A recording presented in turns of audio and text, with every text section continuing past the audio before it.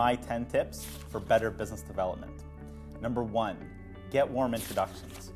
You always want to go into a company with a referral. You never want somebody to be wondering who you are, who am I talking to? And if you can't figure out how to get somebody to refer you into a company, you're not worth your own weight for BD. Number 2, deal with decision makers. You always want to try to figure out ahead of time who are the people that actually can sign off on your deal, and spend more time up front getting to the right people, because I promise you will save you a lot of time on the back end of the deal. Number 3, only pansies are not prepared. What do I mean? Find everything out there is to know about the company, the people that you're dealing with. Use LinkedIn, read articles, the information is out there. You've got to be bulletproof when it comes to being prepared to talk about your potential business development deals. Number 4, ask, don't talk.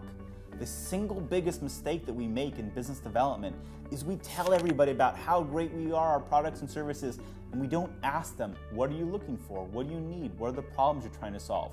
Always start off by asking other folks what they need. Number 5, provide as little information as possible. When do you do this? It's when people say things like, oh, this sounds kind of interesting, send me some more information and we'll go from there. Guess what? They're not interested. They're just trying to find a way to push you off. So until you've really got buy-in from somebody and they want to know more about your product or service, don't spend a lot of time putting together complicated decks. Number 6, a picture is worth 1,000,000 words. So when you get to the point that you actually do send somebody information about your company, your product or service, don't send a deck with lots of text in it. Send pictures that show examples of what it is you're actually going to do. They'll go a lot farther way to getting your business deal done. Number 7, manage the follow-up process like they are a kid at a summer camp and you are their counselor. You want to set up the times to talk. You want to tell them what things you need from them. You want to be the person pushing forward all the communications and setting the rules of that exchange.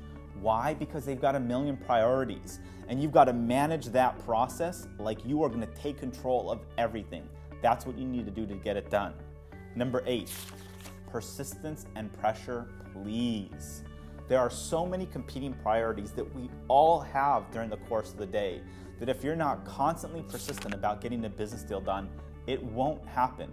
You need to do it politely, but you need to keep pushing on that deal.